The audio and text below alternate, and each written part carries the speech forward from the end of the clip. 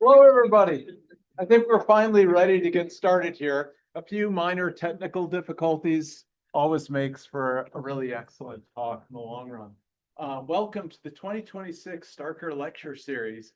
I'm Tom DeLuca. I'm the Dean of the College of Forestry, and I have the honor of welcoming you this afternoon, kicking off the welcome this afternoon and the kickoff to our centennial celebration of the McDonald Forest and the College Research Forest. What a great thing to be celebrating.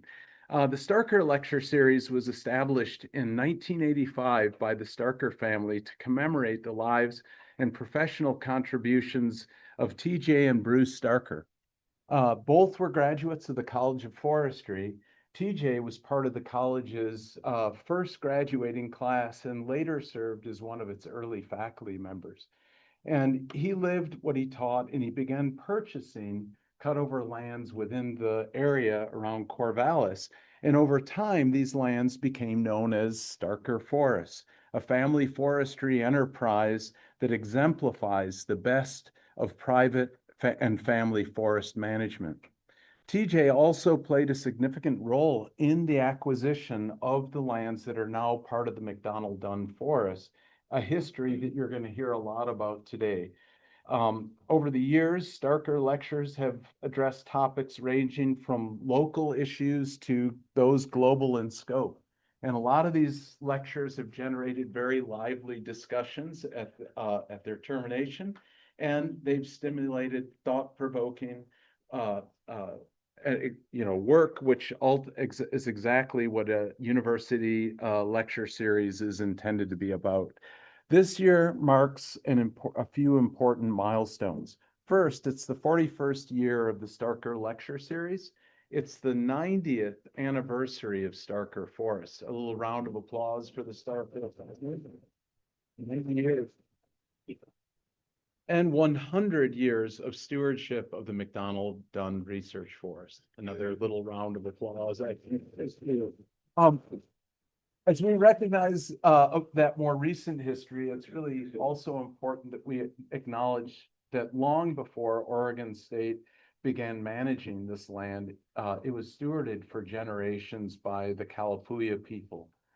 Oral histories conducted in the McDonald Forest show that careful land stewardship, intentional management of this landscape for many uses by the Kalapuya people were conducted across the McDonald Forest until those peoples were forcibly removed following the Willamette Valley Treaty of 1855. Today, living descendants are members of the Confederated Tribes of the Grand Ronde and the Confederated Tribes of the Siletz Indians. And this landscape continues to hold cultural meaning. As part of the college's newly adopted forest management plan, we're committed to partnering with tribal nations on the ecological restoration and stewardship work on the forest moving forward. Indigenous history and knowledge are an important part of the story explored in this year's lecture series. Before we hear from today's speaker, I'd like to invite Mark Swanson to come up to give the introduction of Bill. And before I do so, let me just say that Mark Swanson, our Starker Chair in Family Forestry, was willing to step up into the interim role of Forest Director when we needed him. And he has done an absolutely outstanding job in that, and we would absolutely just keep him in that role, but we made a promise to him to be the Starker Chair, and I think he wants to fulfill that role. But an enormous thank you from the College of Forestry as a whole for all you've done over the last year as the interim director, Mark. It's meant a lot, and you've accomplished a lot, so thanks so much. Thank you, Tom. Thank you, sir.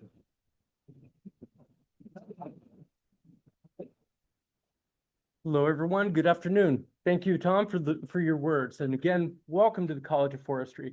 I'm very much honored today to present Dr. William G. or Bill Robbins this afternoon. He's joined here by his wife, Carla, and quite a lot of his friends. So welcome, everyone. Round of applause for his attendant family and friends. And I want to say that we are very fortunate to have an historian of Bill's standing and caliber here who takes not just an interest in the state of Oregon and in this remarkable land-grant university that we have, but also in the College of Forestry and in the research forest system, and in particular, the McDonald combined research forest. And I think you'll see that we have here today a very appropriate person to discuss the history of the research forests and the lives of the people that are associated with these forests. A little bit about Bill. He's Emeritus Distinguished Professor of History here at Oregon State University. Following a 4-year stint in the United States Navy from 1953 to 1957, he earned an undergraduate degree in history in 1962 from Western Connecticut University, and a PhD degree in history in 1969 from the University of Oregon. From 1963 to 1970, he worked as a choker setter and as a foreman of fire crews. And so he comes very honestly and through a lot of hard work by his knowledge of the forest. He joined the faculty at Oregon State University in 1971, where he taught courses in Western American history, Pacific Northwest history, and environmental history. He retired in 2002, but by no means has he slowed down at all on a number of fronts. Among his many books are Hard Times in Paradise, Coos Bay, Oregon, published in 1988. Colony and Empire, The Capitalist Transformation of the American West, published in 1994. Landscapes of Promise, The Oregon Story, 1800 to 1940, published in 1997. Landscapes of Conflict, The Oregon Story, 1940 to 2000, published in 2004. And The People's School, A History of Oregon State University, published in 2017. And A Place for Inquiry, A Place for Wonder, The Andrews Forest, published in 2020, referring to the H.J. Andrews Research Forest down on the Willamette National Forest. And in addition, and this is exciting recent news, Bill has completed a manuscript of a book on T.J. Starker. It has been thoroughly vetted, and we hope to learn soon that it will be published later this year to celebrate the centennial of the research forests and the 90th year of Starker Forests as an organization. And so without further comment on this eminent historian and member of the Oregon State University community, would you please help me give a warm welcome to Dr. Bill Robbins.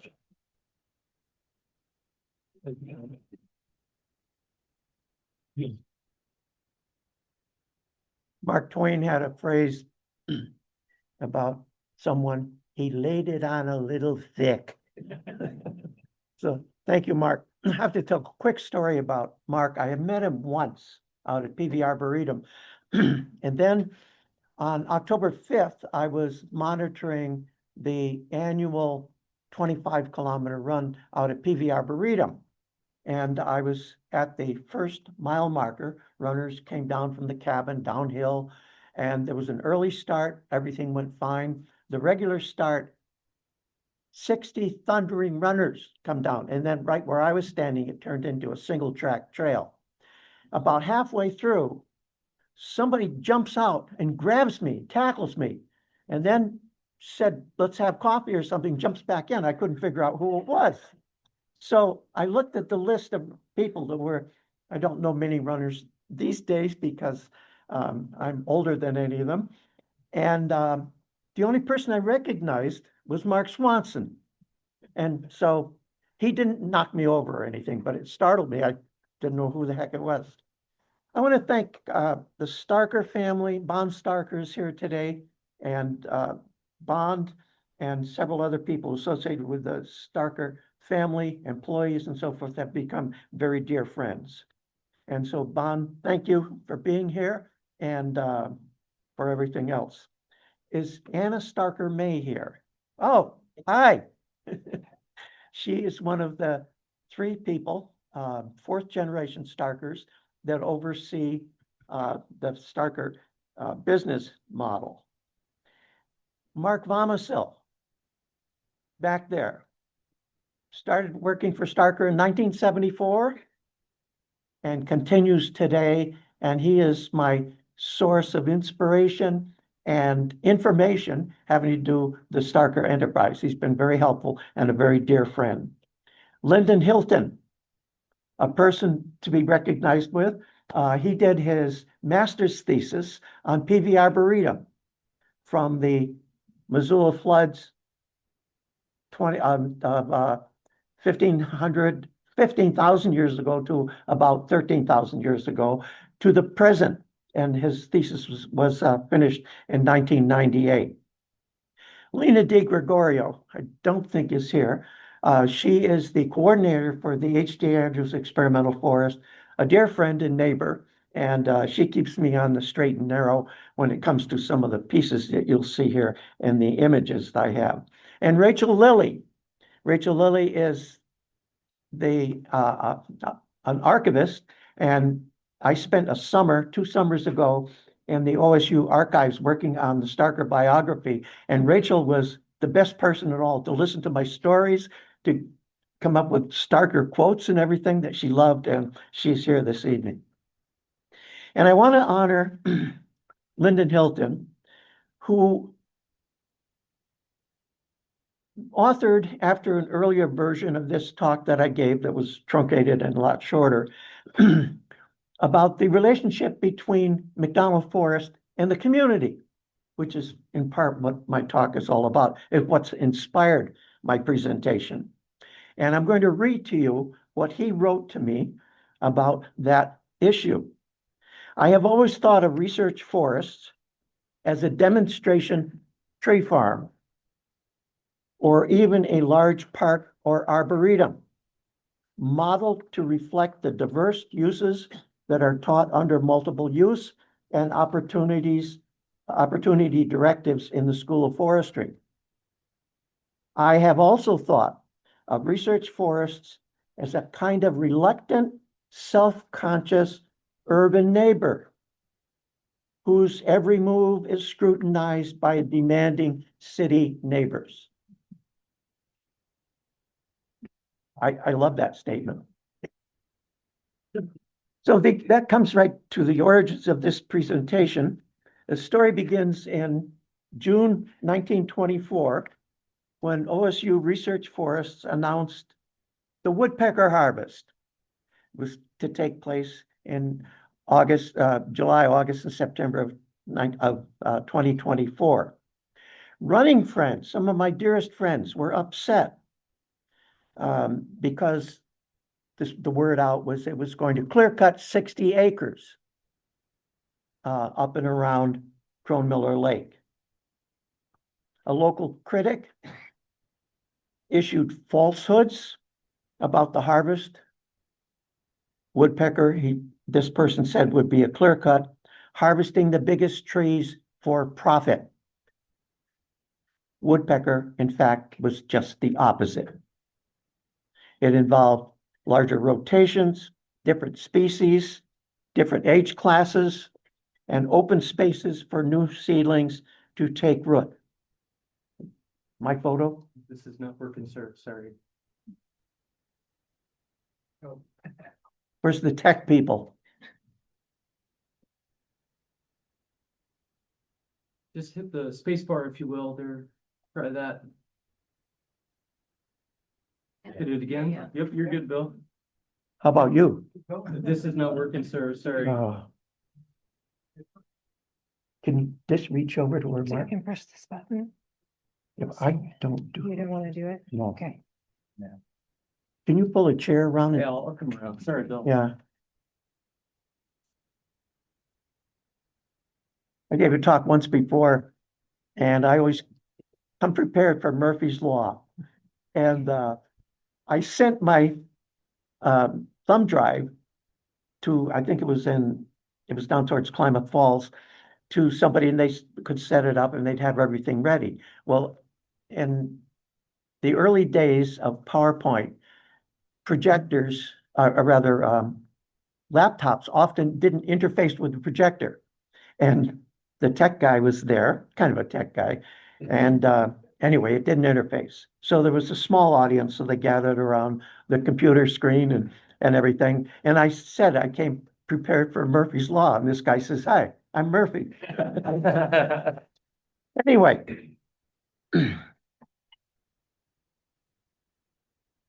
Let's see.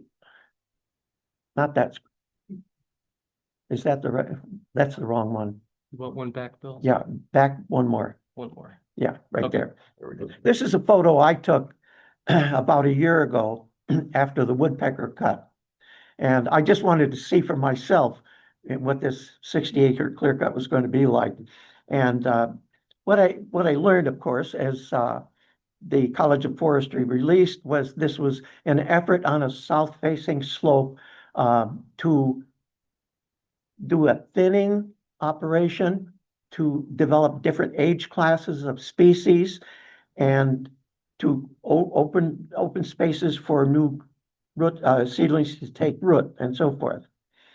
And to reduce competition, because in the face of climate change, soil dries out faster and so forth, and this would strengthen the resiliency of the trees that were left standing. That should be number 3 now. This is a photo in May of 2025. Thank you. I did that, not you, Mark. And of this past May of the woodpecker cut, and you can see that the difference is left, and it's a beautiful photo. I had 2, and this is the one I chose to use. The elephant, what these projects are, these kinds of ecosystem harvests, are to deal with the elephant in the room with climate change. In other words, what is going to come in the future and how to develop species, whether they be Douglas fir or other species, to develop resilience for the future. McDonald Forest has been a dynamic landscape, right from 15,000 years ago to the present. And it begins with the huge landscape-altering Missoula floods of the last ice age, and that would be 15,000 to 13,000 years ago. These were cataclysmic outbursts, huge landscape-altering floods of the last ice age, that water rushing down the Columbia River backed up into the Willamette Valley to a height of about 400 feet above sea level. And just for perspective, I used my phone one day and I went out to find out where 400 feet was at Peavy Arboretum, and it's just above the lodge, to let you know. If there were humans in the valley, and there likely were, they and their artifacts are buried under hundreds of feet of silt and debris. An example of this is a figure that I saw for Portland's lowlands. If the water, let's say, reaches 400 feet above sea level, the Portland lowlands would have been under 370 feet of water. The earliest archaeological evidence of humans in the valley, therefore, is about 11,500 years ago, the earliest archaeological digs. Now, east of the mountains and so forth, archaeological digs are much, much earlier than that. Lyndon Hilton, again, his thesis on Peavy Arboretum, found subterraneous camas ovens and obsidian tools along Callaway Creek, those of you familiar with the forest. Elsewhere in the area, he found a projectile point of about 5,000 years old. Now, one can assume that probably native people were passing through the area and perhaps living there in other places long before 5,000 years ago. The Kalapuya lived in small villages, usually family band villages,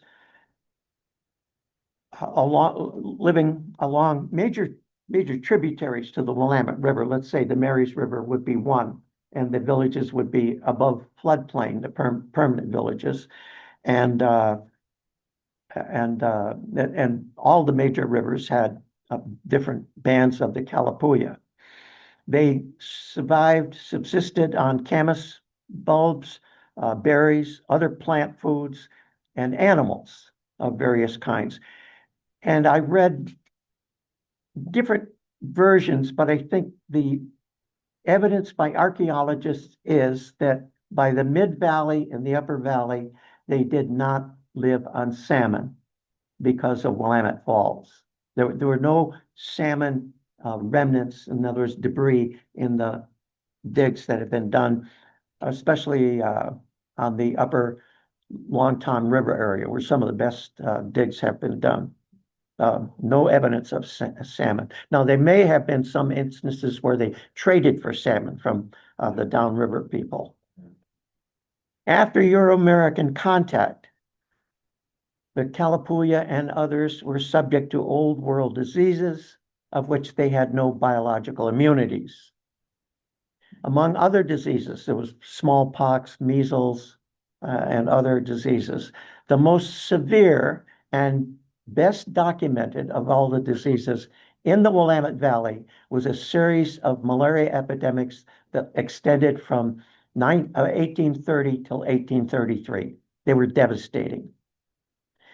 Robert Boyd's book, The Spirit of Pestilence, is an excellent source of this series of diseases and other fatal diseases. And I'm going to read to you just a brief section on the disease, the malaria epidemic. And this is in a letter that Hudson's Bay official in October 1830, John McLaughlin, estimated the native death toll at 75% in the vicinity of Fort Vancouver. The botanist David Douglas, who traversed the valley, wrote the same month, and I quote, "A dreadfully fatal intermittent fever broke out on the lower parts of the river about 11 weeks ago, which has depopulated the country," end of quote. When the epidemic had run its course, 90% of the 14,000 people who lived on the lower Columbia and the Willamette Valley had died. So that was, when I first started teaching Pacific Northwest history, that was the most cataclysmic number of deaths that I'd encountered in my research. The Kalapuya bands in the valley, like other indigenous people, used fire to shape their environments, to help grow plant foods, help hunting animals, and for other means. Fire was their essential tool, in other words, to shape the landscape to their advantage. Lyndon Hilton says theirs was a fire-created landscape, without question, the Willamette Valley. Native fires in the middle and upper valley burned the valley bottoms and created open grasslands. And then on the side of the valley, up the hills, fires extended east and west on both sides of the valley, creating oak savannas, open spaces. Early Euro-American settlers arriving in the 1840s eliminated the Kalapuya's autumn fires, and brush and trees began growing down the slopes onto the valley floor. And I remember working on my doctoral dissertation, it must have been in the Oregon Statesman, an article in the 1860s referred to that very fact of brush growing back down on the valley floor. These were culturally induced environmental changes, dynamic changes to the environment. I want to keep emphasizing that. In the mid-1850s, federal land office surveyors were in the valley, charting major vegetation classes, vegetation types in the Willamette Valley. And at that point in time, only about 4% of the valley had been fenced or plowed. And most of that would be in areas where that didn't flood during the annual flooding of the valley. And what I have in this map that you see on the screen are green areas in the northern valley. This is high country, and that is area that was where a lot of Douglas fir grew in, on the high ridges and so forth. Douglas fir did not grow too well in the valley itself, except in the Peavy Arboretum, McDonald Forest area. There was Douglas fir on the high ridges. So that was where Douglas fir was primarily concentrated. Bottomland forests, which grew along rivers and along streams, the Willamette River floodplain, usually included ash, cottonwood, a few Douglas fir, and big leaf maple. And I want to read to you a note from George Emmons. It's one of the most stunning pieces that I've ever read about an 1841 surveyor coming through the valley. He's standing at the top of the Eola Hills. Those are the hills that are stretching from Salem west as you drive on Highway 22. He's standing at the top of one of those hills. And this is what he writes. From the top of these at an altitude of about 1,000 feet, had a panoramic view, prairie to the south as far as the view extends, the streams being easily traced by a border of trees that grew up on either bank, white oak scattered about in all directions. I thought that was a stunning statement when I first read it. By one other major, I shouldn't skip this, major vegetation class was prairie. This is outlined by the surveyors. The largest recorded, these were low wet land areas growing various grasses. By 1850, there were 1,200 Euro-Americans in the valley. 10 years later, 12,000 in the valley. 10 years later, 1860, 54,000, and it escalates from there. Census records in the 1860s begin listing numbers of improved acres in the valley, and the census did this every year. Every 10 years, every decennial census reports. And what is interesting to one who looks at the changes, the cultural changes to the valley, is this reflected the values of the newcomers, these improved areas listed in the census. And I want to read to you now some personal testimony. This is from Lyndon's thesis again, for people who describe various aspects of the Peavy Arboretum area at the, let's say, in the 1850s, so forth. Ed Williams, parents arrived in 1852, remembers, and I'm quoting, "The foothill claims were more attractive than now. Timber on the hill," this is after he's a grown adult. "Timber on the hills was a scattering of oak trees and a heavy growth of grass all over the hills and valleys." End of quote. Edward Blake grew up in what is now the Arboretum. And this is the most stunning thing I read, I think, in Lyndon's thesis. Recalls having to walk a mile to get firewood. Tree rings from old trees in McDonald Forest reveal regular burning until about 1850, marking the arrival of these numerous Euro-Americans in the valley. So what happens with these new cultural and political values imposed on the valley landscape? First of all, there's the treaty with England in 1848, which settled the boundary at the 49th parallel. Then there was the Treaty of Dayton, dictated to the Kalapuya in 1855, which ceded the entire Willamette Valley to the United States. See that on the map. That's the entire valley of the Willamette system. And I'm reading from a description of the Treaty of Dayton, 1855, was dictated by U.S. Indian agents to Willamette Valley tribes in Dayton, Oregon, forcing them to cede their lands for a promised reservation, annuities, supplies, education, and protection from settlers. The promises were largely broken. Settlers flooded in, leading the displacement of people and conflict. Ultimately, the tribes were moved to the Grand Ronde Reservation. For the surviving Kalapuya, this meant new meanings imposed on the landscape. Private property. The mechanism was the Donation Land Act of 1850. This granted 640 acres to a white man and his wife. And there was another clause in the Donation Land Act that said to a white man, and if he was married to an Indian woman, that counted for 640 acres as well. Retired English professor Chris Anderson lives presently next to McDonald Forest.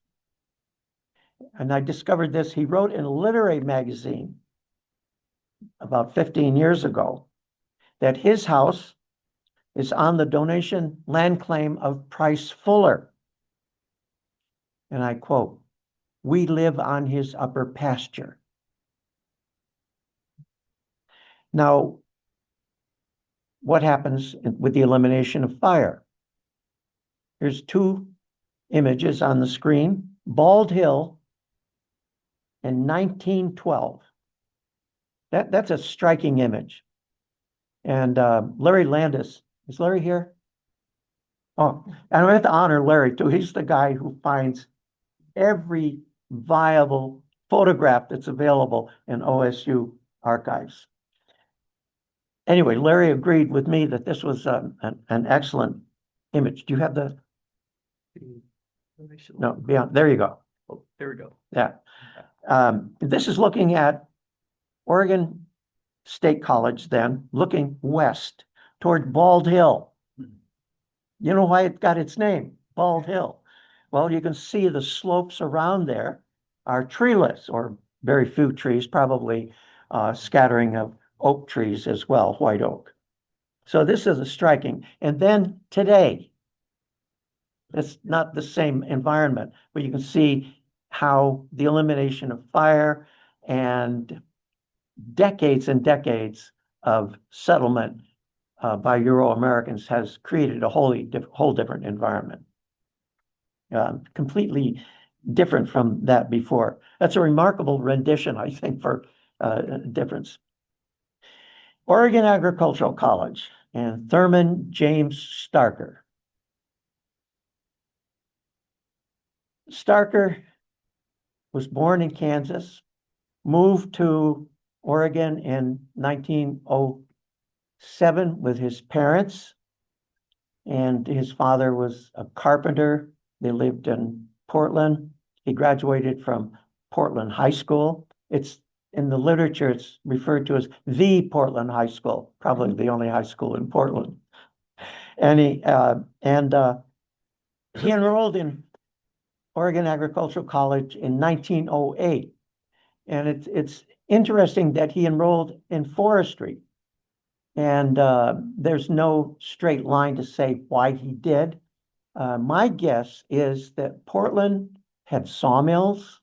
There was the new Forest Service that was formed and created in 1905. The national forests were designated from reserves to national forests in 1907. So there was a lot of news, and there were all the sawmills on the river.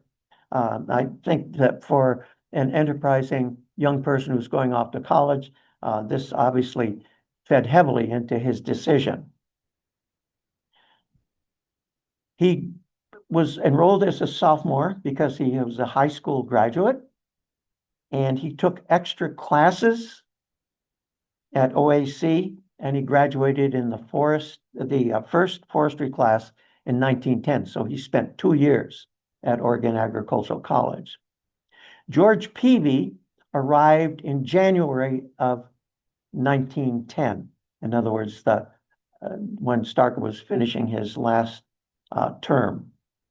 And he evidently became acquainted with Starker, and he was impressed with him, and he talked him into going to graduate school at the University of Michigan, where Peavy also earned his graduate degree in forestry. And so at age 19, T.J. Starker heads off to the University of Michigan. His favorite professor there was Filbert Roth, who was a well-known scholar at the time, and a wonderful teacher. And TJ in his later years attributed everything he knew about forestry, literally, to Filbert Roth. And the reputation that I learned also is that Filbert Roth was an extraordinary teacher for people who were interested in going into the forestry profession. TJ graduates in 1910, goes off to Michigan, He finishes his degree in the spring of 1912, and he joins the Forest Service. After being offered a position in the Southwest, he accepted a position in the Whitman National Forest, beginning work in 1912, and he worked under Thornton Munger, who, if you know anything about forest history, Thornton Munger was a remarkable person, the founder of the Wind River Experiment Station, and also a longtime representative of forestry spokes issues in the Pacific Northwest. During World War I, 1917, Starker was shifted from the Whitman, transferred to the Portland office, where he did surveys about the Army's need for Sitka spruce.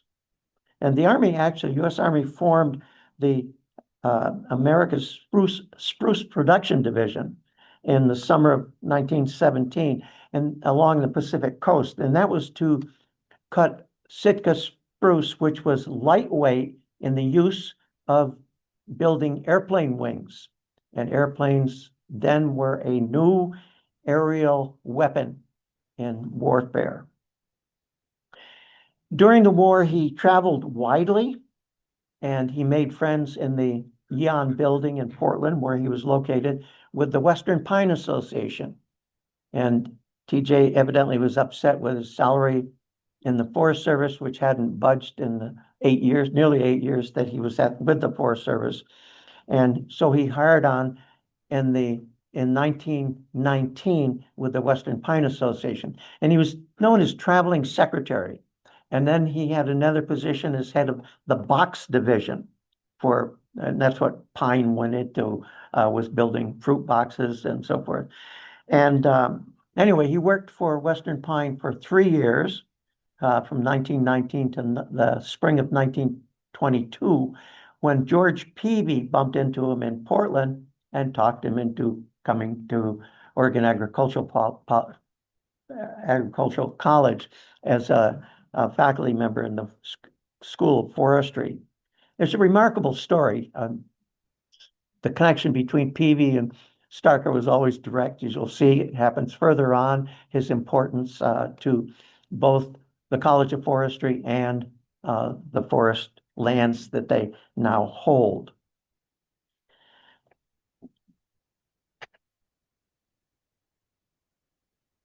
When Starker joined the faculty in 1922, the college had no forest of its own. And so what the creative Starker did was to take his students across Mary's River, probably had to cross on the highway that passed south of town because there was no bridge across the Mary's River opposite Corvallis, into what was called Mary's Wood. And it was a landscape that was scattered Douglas fir and also some pasture land. And the area was rented by a retired sailor whose name was Ed Tarwater. And Tarwater befriended Starker, his students. He would have cookouts for them and so forth. And that was a really good experience for Starker, his students, and so forth. And very late in life, in an interview, Starker remarked that Tarwater's language reached from here to breakfast. Rachel, you remember that one? And just a phrase that just catches your imagination. Shortly after Starker joined the faculty, George Peavy, who was now dean of the School of Forestry, initiated a fundraising effort to purchase land where students and faculty go and practice the study of forestry. And Starker joined with his classmate Sinclair Wilson in the class of 1910. Wilson was working for the Forest Service as a scientist. And they led the fundraising effort for Peavy, eventually settling in 1924 on 341 acres, 7 miles north of Corvallis, 80 acres to be set aside as an arboretum. And I found a description of the area in 1922, dated 1922, excuse me, open to fairly dense stands of Douglas fir of various age classes, intermingled with grassy flats and openings with some 10 to 15-year-old cutover areas, all in private ownership. That's the land that they bought. During the summer of 1925, faculty and students built a cabin on the location of the present cabin today. Sinclair Wilson and Starker arranged to dedicate the Arboretum to George Peavy. Wilson called Peavy the inspirer of the movement. It's rather interesting. The dedication took place on January 23rd, 1926. January 23rd, a rainless day, which I think is stunning. And I look at the photo, you see stumps in the background. This is the dynamic forest. None of those stumps are very big. This is 1926. The fires probably ended, so this area could grow to trees, maybe 60 years or so. I'm just guessing. And Lena De Gregorio, who I don't think is here. Oh, she is. She pointed out to me, this is an all-male presence. And I have no argument with that. And I know from looking at the profession of forestry that it wasn't until the 1960s and 1970s that women became and had a place in the forestry profession. Thornton Munger was invited by T.J. Starker to give the dedication address. And by the way, I should say, Starker and Munger's lifespans and their friendship. Munger was born 7 years before Starker. He died 7 years before Starker. And they both lived, in other words, 90, 92, 93 years of span, with Starker living seven years longer than Munger. Remarkable friendship.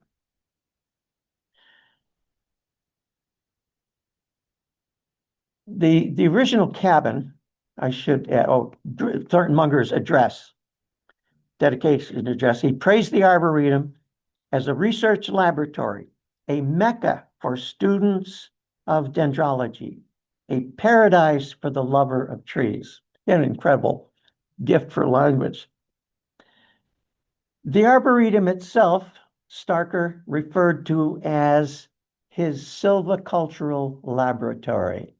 The word laboratory runs through all of the narratives about foresters who are doing things out in the woods.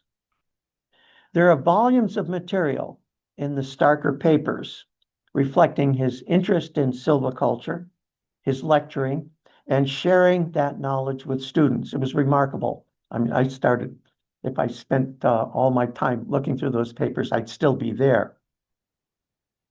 Starker's early forestry teaching and research was carried out in the Arboretum, including his planting of exotic trees from outside Oregon. And you can still see some of those today.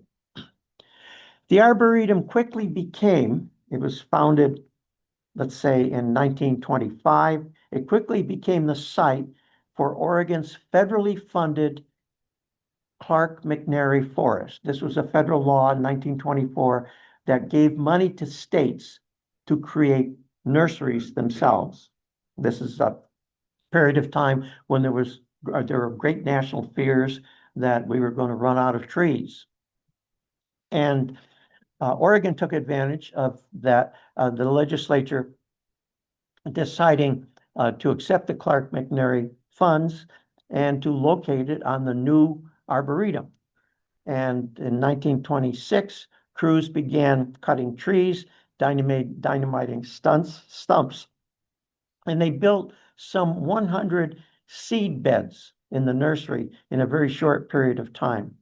By 1928, the nursery had 200,000 seedlings, and a lot of the seedlings were sent free to farmers. That was one of the purposes of it. The Arboretum remained the state nursery until 1946, when the state nursery was moved to land already owned by the state in Elkton, Oregon. During the Great Depression of the 1930s, the Civilian Conservation Corps, the CCC, had 3 different camps located on the Arboretum. And the buildings of that and some of their artwork, some of the walls that they built are still visible today, very visible. If you go out Oak Creek to what we call the fish lab, you'll notice those beautiful stone walls and everything. That was all done by the CCC. And I have one photograph here of a building that's still in existence today. Oh, got to catch up with things, Mark. There it is. Oh, There, that one, yeah, okay. yeah, go back to the McNary seedlings. That's what one of the photos that was taken at what today, now there's all trees out there, of course, but it was once the state nursery. Thank you. The first road that was built from Peavy Arboretum to Oak Creek was built by the CCC.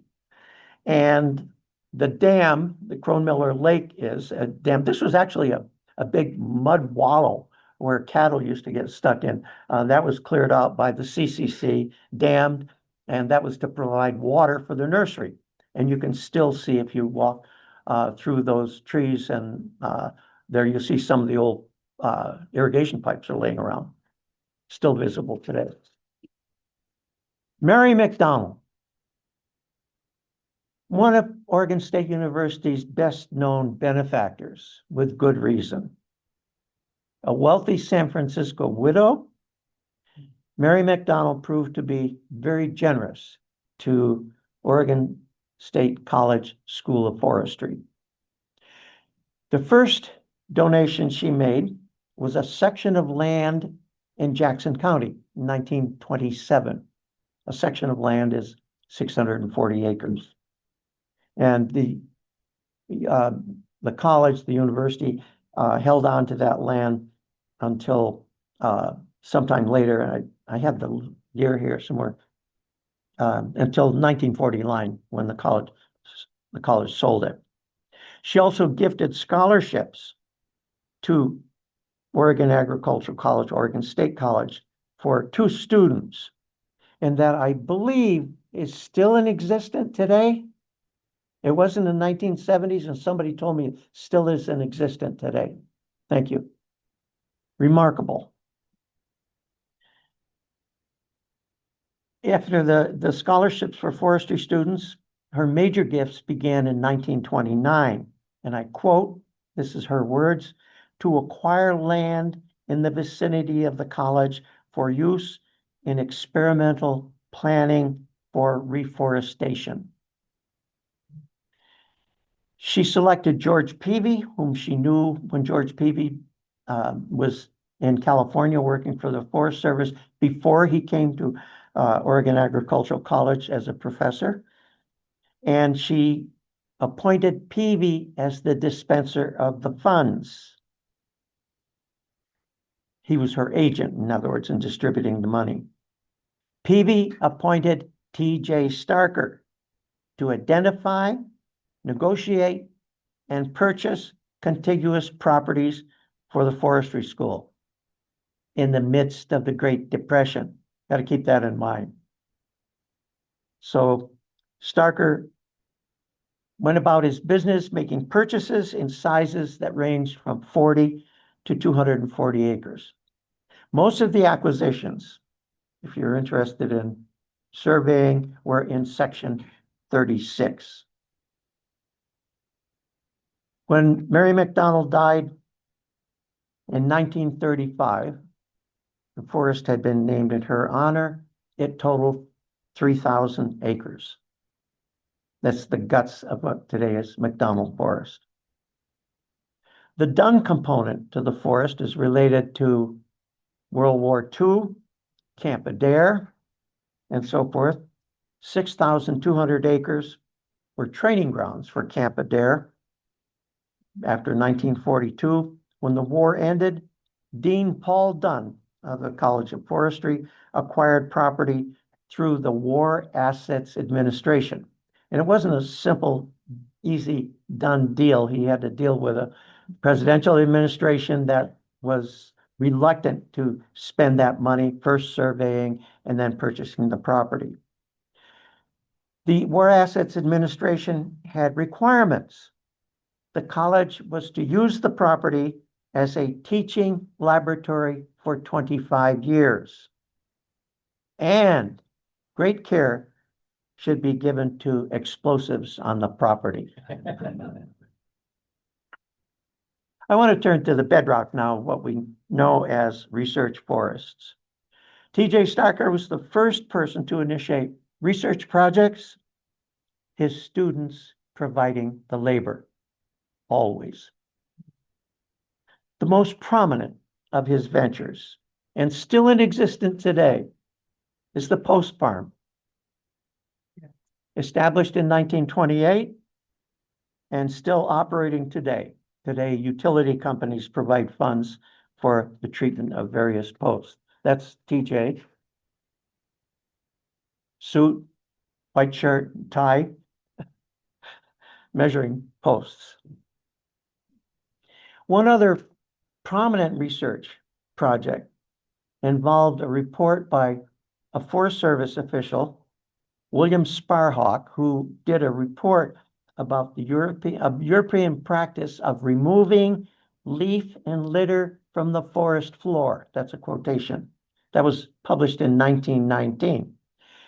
Starker was curious, and he became a proponent of following his own study. He had students create two different plots. One was filled with litter and one was absent litter for 5 years. The results were that the litter without any, the plot without any litter was caked and dry and contained few earthworms. That's a quote. The other one with litter heaped on top of it was moist and full of earthworms. And I was reminded, and Starker became ever after that a proponent of leaving woody debris on the forest floor, which is rather striking. And I know from writing the book on the H.D. Andrews Forest that one of the researchers there, Mark Harmon, did research confirming the same thing. It was important to leave litter on the forest floor. Another Starker project involved cooperation with the Pacific Northwest Research Station of the Forest Service. It was called the Ponderosa Race Studies, and it involved the collection of Ponderosa seeds from the Canadian to the Mexican border. And they were brought to Peavy Arboretum. They were planted in the Arboretum, and then students transplanted them in the forest. And the seedlings were planted in a place on section 36 in open grassland, rather rough area with a southern exposure. And so one who ran down that trail for years, seeing signs referring to the Coconino and Flagstaff National Forest, was stunning. And then last year I learned about the origins of it. And what it did was that these were out of region Ponderosa and they did not flourish. And I haven't been down that trail in several years, but I imagine they never looked really healthy. Research following the Second World War. During the Second World War, research was primarily focused on wood products for the armed services, lumber used for bridges, breastworks, and other war-related needs. And about the same time, right after the war, there were issues involving the reforesting of the Tillamook Forest, the various burns, 1933, 1939, 1945, and it was after that, there was one more fire in 1951. But in the late 1940s, it became the subject of interest to Oregon State College faculty. And a lot of faculty interests and master's degrees were produced out of this work. The Forest Service, Leo Isaac, preceding this, did earlier research and with natural and aerial seeding that proved inadequate by Isaac's own testimony. A 1937 study found that the regrowth of brush and the lack of soil moisture was the cause of very high mortality among any seedlings beginning to grow. And aerial seedling continued to be a problem because there was so much brush growing. It was pretty much impossible to make seeding effective. Finally, the Oregon legislature appropriated funds in 1949, and the Oregon Department of Forestry began successfully planting seedlings by hand. And that proved, of course, successful. The Oregon State College Arboretum, the nursery, grew about 5 million seedlings a year that were used to reforest the Tillamook burn. That's one of the celebrated cases where school students went out and planted trees and so forth and so on.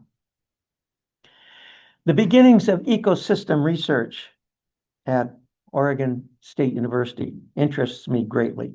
I joined the faculty in 1971, and I referred to that end of campus beyond where my offices were as the Douglas Fir Production Science Dominated School of Forestry. Excuse my language if I offended anyone. But that was basically true. Sometime in the late 1970s, I learned of a seminar in the Forest Service Pacific Northwest Research Building that involved Jim Trappy, Chris Mazer, and another scientist whose name I can't remember. And the discussion, and very small, I think there are only about 5 of us in the audience, the discussions surprised the devil out of me.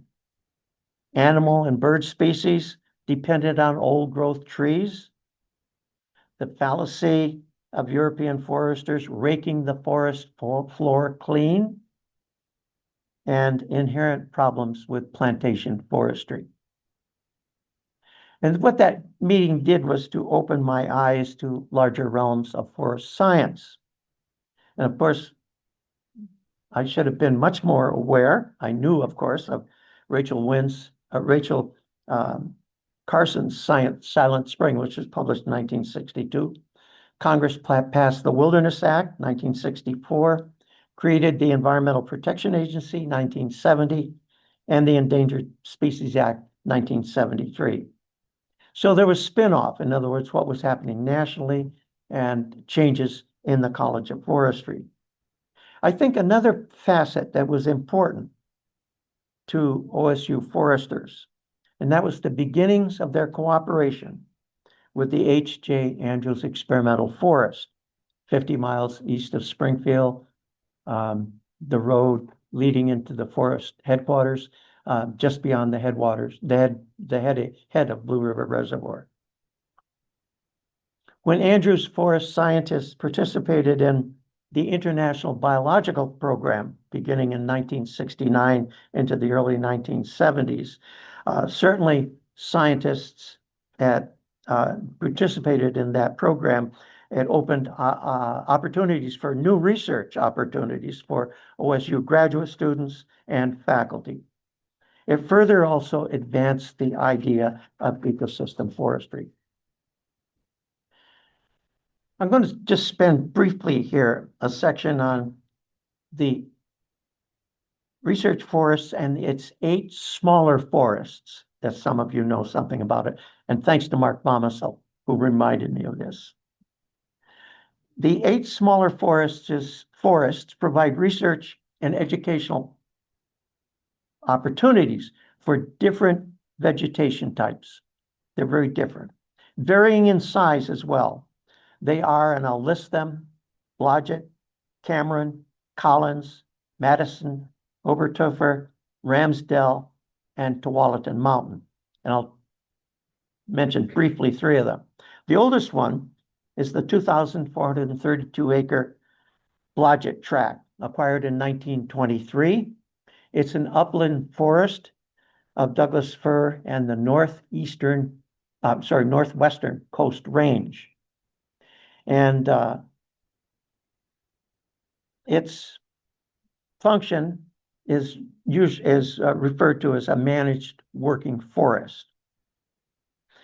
The Tualatin Mountain Forest, 3,110 acres, is brand new, 2025. That's located around the Tualatin area and rims kind of to the west, southwest of the city of Portland. Over 3,000 acres. The plan is to provide nature-based education for Portland Metro schools and access for recreation. The plans are still in the process of being formed. The Cameron Tract, the Cameron Forest Tract, is in Soap Creek, 260 acres. And its purpose is to provide forestry demonstrations for family-owned businesses, for small operations, in other words. And you're the Cameron Forester. Talk to Mark if you have any questions about the Cameron Forest. I'm going to close now by talking about the warming climate and research forests. And I would say beginning in the 1980s and gaining force and generation in the 1990s, research and publications increasingly addressed ecosystem science, endangered species, investigations into climate change, and of course, the spotted owl. The research possibilities affecting climate change increased dramatically during this long period of time. The migration of animal and plant species and investigations into climate change itself.